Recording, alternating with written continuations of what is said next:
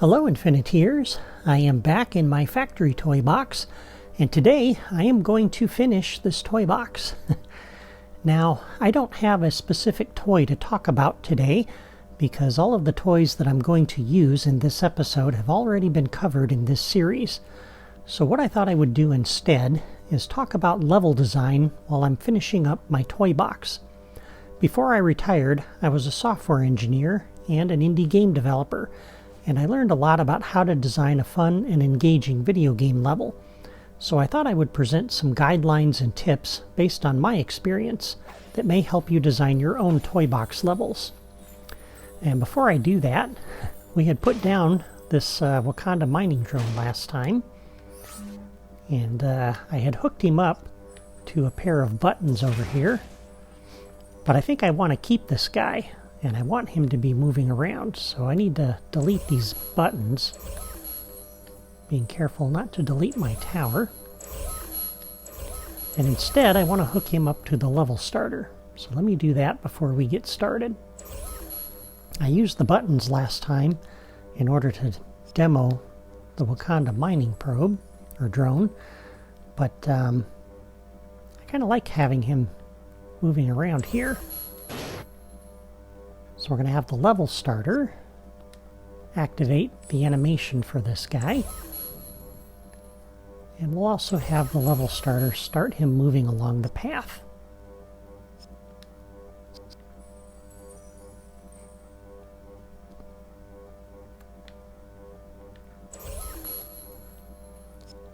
Do a reset and play. All right. And then let's go ahead and push this button and start him moving.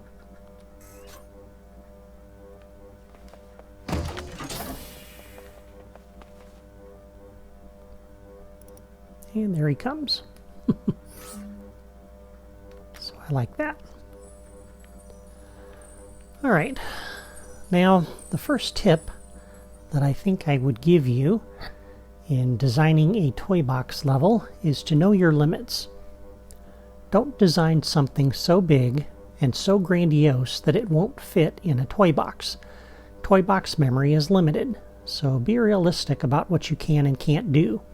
You're not going to be able to create a huge, sprawling open world filled with immense detail, but you may be able to divide your world into smaller regions that will fit in a single toy box.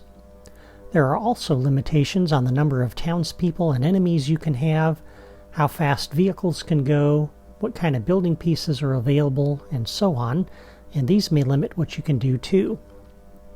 A good rule of thumb that I have found with toy box design is to try to limit the size of the world so that it only takes up half to 2/3 of your memory, depending on your system and depending on what you plan to do in that toy box. Your empty world, with only terrain, plants, and buildings, should not take up any more than this. You want to be sure to leave enough room for townspeople, enemies, vehicles, logic toys, and all the other interactive objects that you may need, because those take up a lot of memory. Here's what the memory meter looked like at the end of the build, with just the terrain and plants and stuff that I had added to this toy box way back when. And here is what we are at now. And you can see the conveyors and all the interactive toys and everything that I have used has filled up that memory pretty significantly. And I need to leave what's left for the enemies and things that are going to be generated along the way. So this is why you don't want to use up all of your memory just building your world, because then you'll have an empty world with nothing in it.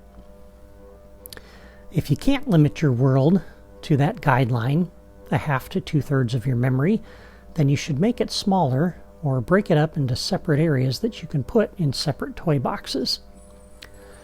The second thing that I would recommend is establishing clear goals.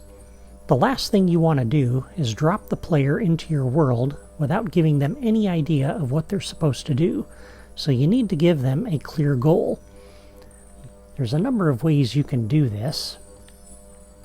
If we come out of the editor here, probably the easiest way And this is the only text really that we have available in our toy boxes, is in the save file description.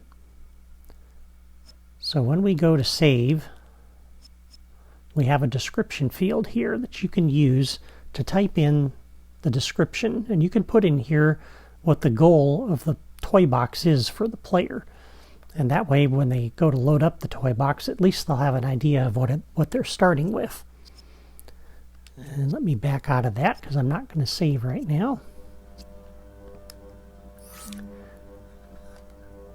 Alright, so you can use the save file description, and you can also do this in a variety of ways within the level itself, and you don't need text to do it. I talked about this in my storytelling mini-series, and I showed you lots of examples in that series about how to tell a story and guide a player through your level without using text. Excuse me. One of the best ways to do it is by using radar markers, and that's what I'm going to do here. So I've placed a series of radar markers and locators at each of the sidekick doors. And the goal of my level is to shut down the factory. And the way they're going to do that is by using 5 different sidekick doors. So I want to use radar markers to guide the player to those sidekick doors as they make their way through the factory. This also gives them a sense of progression as they're making their way through, and it divides up the main goal into a series of smaller goals that the player can focus on one at a time. So as we're going to hook these things up, I already configured this one, but just as a reminder, these are the way I have the properties situated. And really the only thing we changed here was setting the normal response chance up to 10. And then I made a logic connection to the logic AND, so that when a normal response is returned, we input into the logic AND. We want to do that same thing for all of the other doors. And then in addition, we want to set up a radar marker to guide them to the door. So again, I've set up a locator and a radar marker at each door. Both of these are in the Creativitoys drawer. And the radar marker, which I covered, by the way, back in episode 15. For the radar marker, we're going to set the beacon type to be a yellow arrow. The beacon location will be the locator, and we want this to be on by default. And we'll move the locator underneath or in front of the door. That tells the player what they need to do. Okay? And then we'll create a logic connection from the door. So when the normal response is returned, we'll turn off the radar marker. Alright, we're going to do that for all of the other sidekick doors. And I don't want to rush through this, so I'm going to do all of these for you online. So again, the only thing we really have to do here is take this up to 10. All the other properties stay the same. We're going to connect the radar marker to the locator.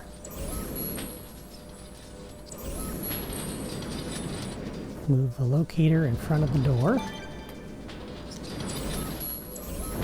Set the properties on the radar marker.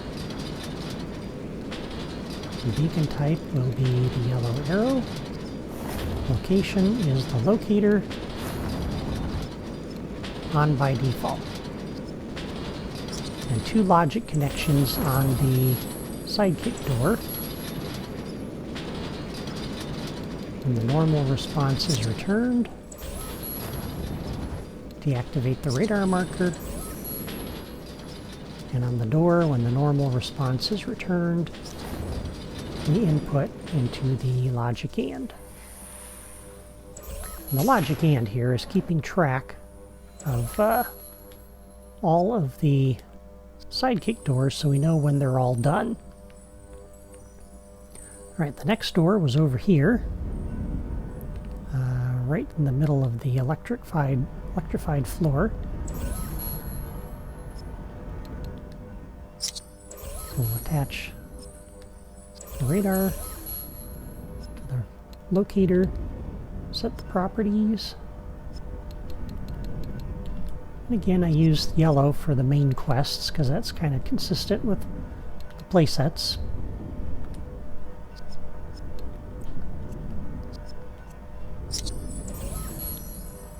Alright, then move the locator over here in front of the door.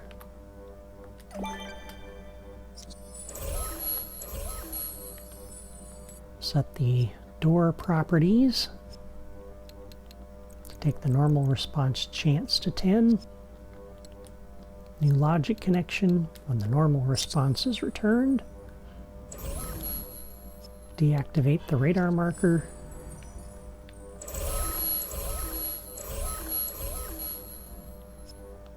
Logic connection when the normal response is returned. Input into the logic AND.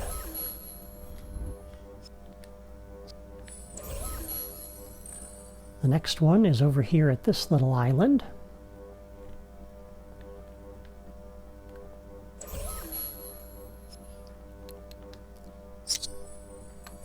Connect to the locator.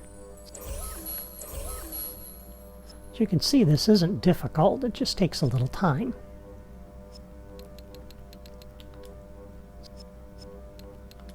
Beacon location, locator, turn this on.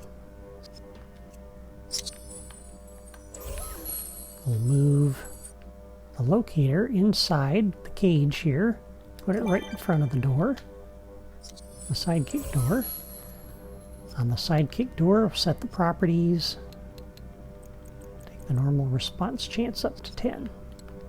New logic connection when the normal response is returned. Deactivate the radar marker.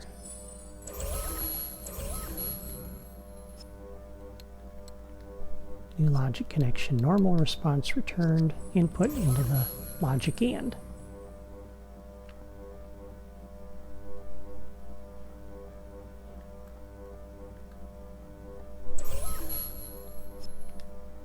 And one more to go. That's the one up here by our boss battle, which I still think turned out really cool. Alright, so locator connection. So it takes a little time to set all these up, as I said, but it's worth it because it gives the player some guidelines and some direction as to what it is they're supposed to do and where they're supposed to go. And that's really important because, again, you want to have clear goals for your player. You don't want to have them in the toy box with no idea what they're supposed to do or where they're supposed to go.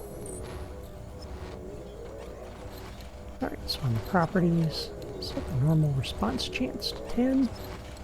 New logic connection on the normal response returned. Deactivate the radar marker.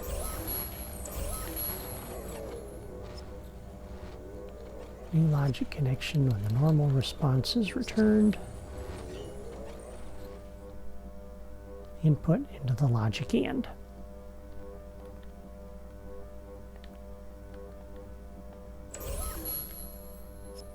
Okay, so now we've given the player clear goals. They have 5 radar markers, 1 at each of the doors, which tells them where they need to go in the level, and they just need to make their way through the level and find those. And the way the level's designed, it's kind of linear, so they can come into an area, do what they need to do, and because it's linear, they're going to find these things naturally as they move along. Okay, now the third tip that I would give is to use rewards and use them generously. As the player accomplishes your goals, you ought to reward them. This is why people will play your toy box. They're looking for something fun and rewarding to do, so you want to give them a reason to run through your gauntlet. Don't make them kill 100 enemies for nothing. because they spend all that time doing that and nothing happens and they feel like they've wasted their time. You don't want your players to feel that way. Now there's all kinds of rewards you can give them. These range from playing special sound effects and animations to giving them better gear like weapons and armor and tools, or giving them gear that will help them reach new areas. Sometimes a reward can be as simple as giving them a breathtaking view from the top of the mountain that they've climbed, or opening up a new area for them to explore. There's lots of things you can do to motivate players to keep playing and reward them for doing what you want them to do. Now for my toy box, I'm going to do several things. First, I want to play a sound effect when each sidekick door is used. This is going to let them know that they're making progress. And so what we're going to do is on each door, when the normal response is returned, we're going to come over here to our sound effect generator. And actually, before we do that, let me cancel out of that. I find it helpful sometimes to put down a button and try out certain sounds, because I don't always know what a sound effect is going to be like. So I'm going to hook up my button and let's just try a couple of sounds and see if we can find one that kind of sounds like maybe the factory is being shut down. So there's a winding down sound. You can try that. And this is kind of a trial and error as you play through your sound effect or your level trying sound effects.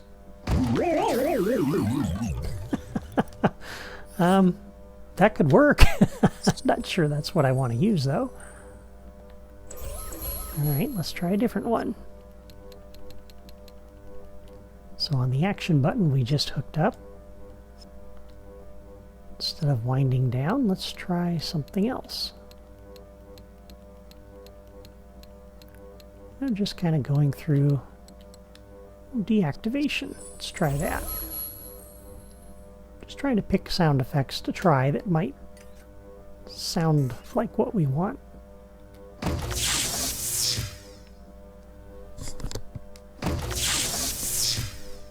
Yeah, that's not quite it. It has more of an electrical zapping sound to it. Actually, instead of going there, it's probably going to be quicker to change it from here. Alright, let's keep going.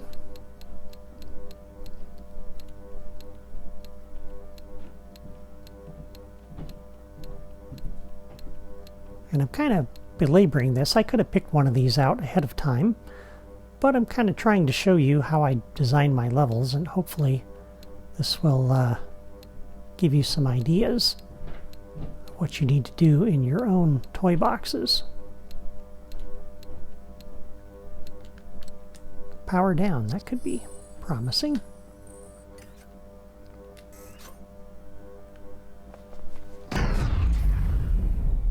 I like that. That kind of sounds like you're turning off machinery. So we'll use that one. Now that we've picked out our sound, let's go ahead and delete that. Alright, so on each of the doors then, we're going to do a new logic connection. On the normal response returned, we're going to use the power down sound. That's under general. And unfortunately, we got to go all the way to the bottom. La la la la la.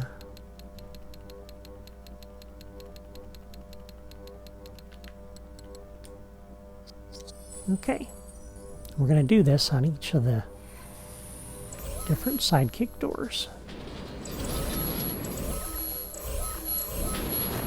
If we can select them. So I hope you all had a good Christmas. Did you have a chance to play any Disney Infinity while you were on your break? Let me know. Actually, many of you may still be on your break. I know a lot of places, schools and some jobs and things, people are off for the holidays. So hopefully you're having a chance to enjoy time with family and maybe even getting a little bit of time to play with Disney Infinity. I have been working on a new toy box, actually over the last number of months. And I am really close to finishing it, and I think it's turning out really cool.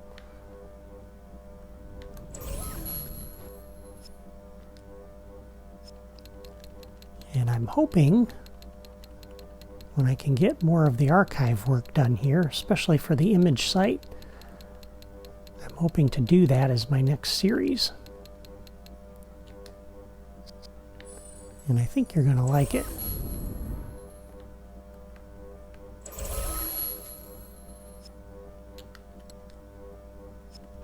Alright, when the normal response is returned, come over and play our sound effect.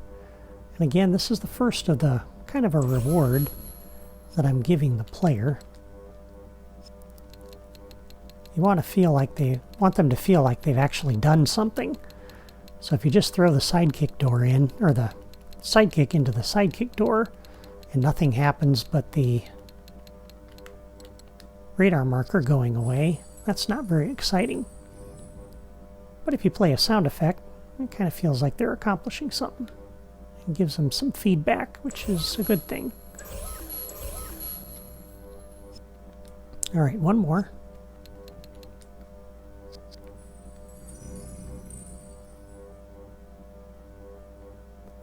So this is what I would kind of consider a minor reward. It's not something major. I'm going to talk about that in just a moment. But this is kind of just something minor that you can give them that helps them to feel like they've actually done something.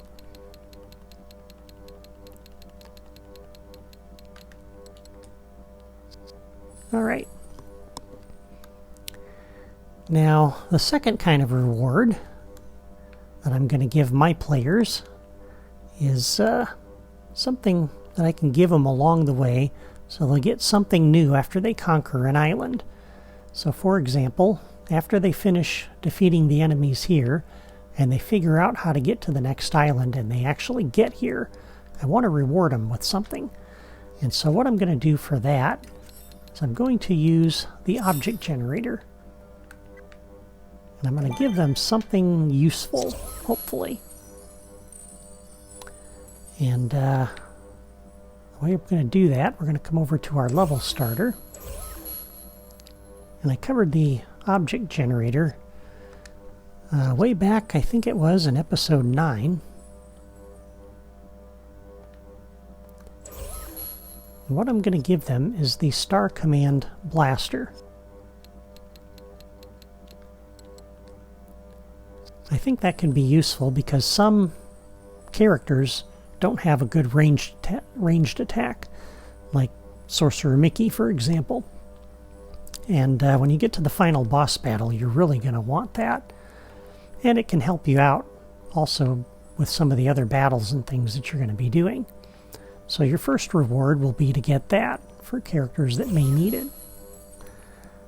The next reward I'm going to place over here. And I'm going to put it right where those logic gates are. So let me move these out of the way. Now that we're finished with those, we can move them below the terrain.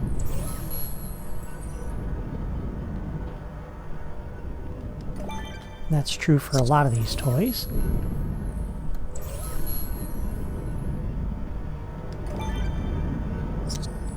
Alright, so the second reward that I thought I would give them would be the Pirate Bomb. So on the level starter on Catalyze, come over here and give them the Pirate Bombs. Something a little bit more powerful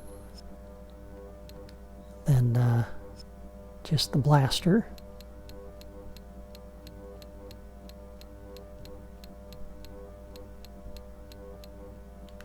And I'm not seeing it.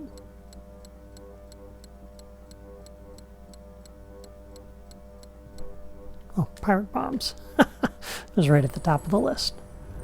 Alright, so those are the two rewards that I want to give the player as they're making progress. So it feels like they're picking up something useful. Now, somebody had pointed out way back in some earlier videos that I had done that it kind of feels like you're giving them a non-reward, because you can already go into the Packs and Tools menu and they already have those things. And that's true.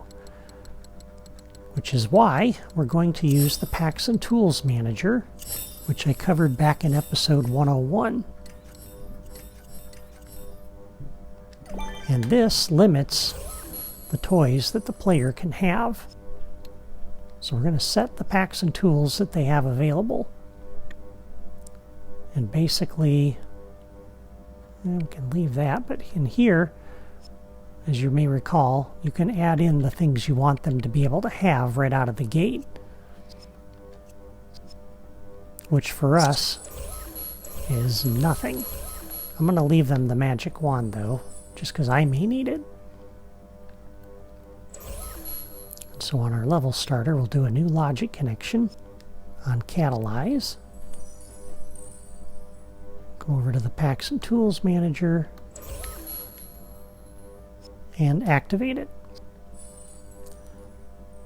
So basically, when we start up the level starter is going to start the Packs and Tools Manager, and if they open the Packs and Tools menu, the only thing they're going to find there is the magic wand. So nothing else is going to be available, which means these now have value. And that's the point. Okay. The fourth tip that I've got for you for designing and building your toy boxes would be the flow of challenge. One of the things that the best level designs all have in common is the ability to maintain a consistent flow of challenge, which means that the players are never left feeling bored, and they're never made to feel overwhelmed. You want your level to present challenges that are just difficult enough to keep players engaged without them becoming frustrated. A well-designed level will introduce players to new challenges one at a time, and this means starting out with weaker enemies and simpler tasks and gradually increasing the difficulty. So what I'm going to do is on my first island here, we're going to set up a battle, and we're going to use some of the simpler enemies. And so for that, I've placed a number of locators around here on this first island. A couple more there, and I've also placed a couple of enemy wave generators. I've got a locator there, one there, and a few over here. And your exact placement of those doesn't really matter, but I want to point out the player is going to be starting here. And so I've placed all of my locators so that when the enemies spawn in, they're not going to be visible to the player initially. So I kind of want them to walk out from these areas that are behind other obstacles and just kind of walk out naturally versus suddenly materializing. And so what I want to do here, I could tie this to the level starter, but I think what I want to do instead, we're going to use a trigger area over this.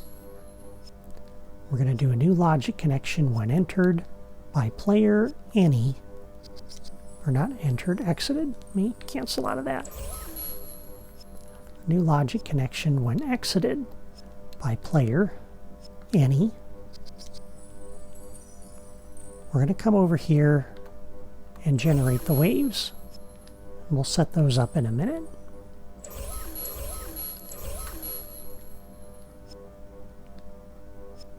When exited by player any,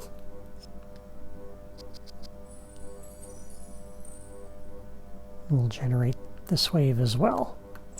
And again, a rule of thumb for me on my Wii U anyway is about 5 enemies maybe 6 per enemy wave generator. Any more than that and it causes lag. I have no idea why, but if I use 2 different enemy wave generators, if I want 10 enemies, and I use 2 generators instead of 1, I don't get the lag. It's kind of weird, but I don't know why.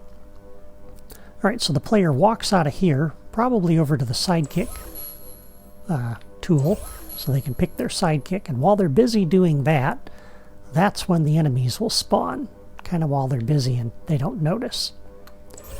So for this first one, to save a little time, I've already configured the wave with 3 of these Sakaran foot soldiers and 2 gunners.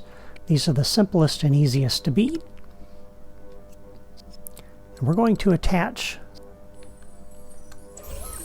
this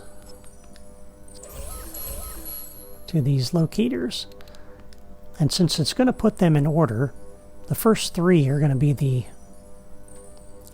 they're going to be put at the first locators I connect. So that one will put a foot soldier here.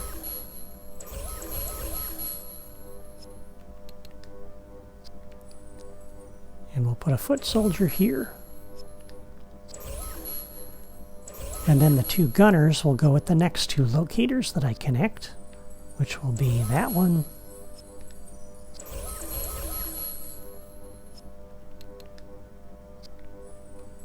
and that one.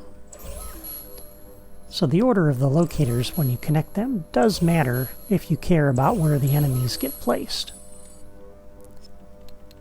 and who gets placed where. And then on the properties, we're just going to take the generation delay to 0.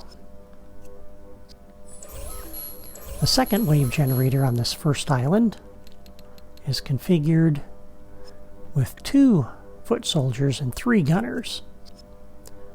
So for this one, we're going to put the first foot soldier here. The guy with the sword will go there. The other guy with the sword will go over here. And then the 3 gunners will go at the other locations.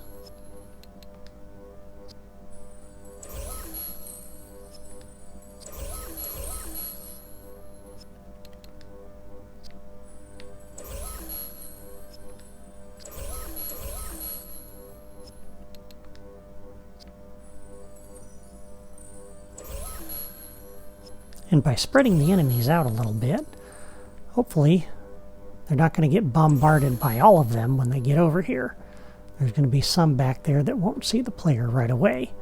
So they won't have to face all 10 enemies right at the same time. They'll face a few at a time. Of course, they've also got this turret here, but their sidekick can help them with that, as we talked about in that earlier episode where we covered that. Alright. So we have the simpler enemies here, and I'm already using some tougher enemies for this mini boss battle out here. But I want to set up one more battle here up on top of this thing as the player comes up and they're trying to recover this weight to put over on this pressure plate in order to turn off the electrified floor. And so for that, we have another wave generator over here. And this time, for this wave, we're using all gunners. So the order of the locators doesn't really matter here, because every locator is going to have a gunner at it.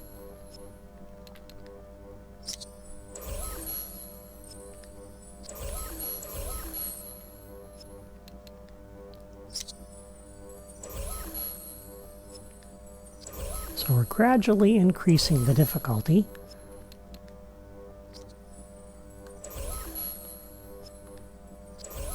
And then we're going to kick that off when they come through this trigger area. So a new logic connection when entered by player, any, and they come off of that conveyor, that's when we'll generate these guys. So they'll come over here, grab their pirate bombs if they want them, and then make their way up top, and by the time they get up here, the enemies will be here. And you'll notice I placed all of the enemies on this side, because I don't really want enemies wandering around over here where they may accidentally step on that plate and temporarily disable the electrified floor. So I've placed all the enemies over there. They're essentially all guarding this object. And then once they solve that and they come in here, you remember all the tougher enemies that we put here. And then up there we have a custom boss battle. Okay, and that of course should be the toughest battle of all, the final battle in the level. Alright, so that's the flow of challenge. Again, gradually increasing the difficulty as you go. You're going to make the puzzles a little harder, you're going to make the enemies a little tougher. And you want to increase that flow as you go. You don't want to start them off with the hardest thing, usually. Alright, number 5 would be the variety of challenges. Another tip about the flow of gameplay in your level is to mix things up a bit when it's appropriate to do so. Obviously, if your level is primarily a racetrack or a combat challenge, then gameplay variety becomes less important. But if the gameplay becomes too repetitive, players may get bored, so it's a good idea to give them different things to do, and you can do that even in a racetrack or a combat challenge. Now for my toy box, which is more of a mission or an adventure style toy box, you'll notice that it starts out with some combat over here at this first island. But players aren't just battling waves and waves of enemies. They defeat those enemies, and then they have to solve a little puzzle in order to get the robot over here to give them a ride to the next island. And then from there, they run through an obstacle course along the series of conveyors until they make it over to this island. And then they have some more enemies to battle, but you'll notice this battle is different from the first battle. The enemies are not only tougher, but players have a number of ways to battle them. They can use the enhancement stations that we placed to power themselves up. They can use the rocket engine. They can use the pirate bombs that we just placed over here. They can try to lure the enemies onto the electrified floor and step on that little button in the middle to electrocute them. There's a lot of different ways to tackle the enemies here, and this adds some replayability to the toy box as well. Then when they finish here, they move on to the next island, and over here we have a bit of a puzzle for them to solve before they can continue.